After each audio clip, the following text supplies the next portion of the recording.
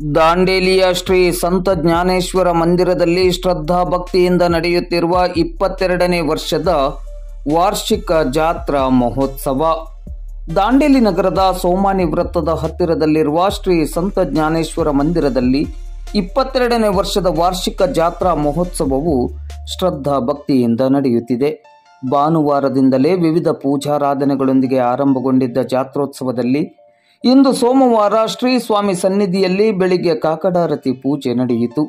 ಆನಂತರ ಬಬನ ಮಹಾರಾಜರಿಂದ ಸಾಮೂಹಿಕ ಪಾರಾಯಣ ನಡೆಯಿತು.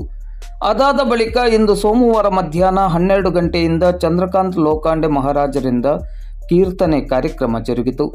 ನವೆಂಬರ್ 18ರ ನಾಳೆ ಮಂಗಳವಾರ ವಿಶೇಷ ಪೂಜೆ, ಪಲ್ಲಕ್ಕಿ ಉತ್ಸವ, ದಿಂಡಿ ಪ್ರದಕ್ಷಿಣೆ, ಕಾಲಕೀರ್ತನೆ ಮೊದಲಾದ ಕಾರ್ಯಕ್ರಮಗಳು ನಡೆದು ಮಹಾಪೂಜೆಯಾದ ಬಳಿಕ ಮಧ್ಯಾಹ್ನ ಮಹಾಪ್ರಸಾದ ವಿತರಣೆ ನಡೆಯಲಿದೆ.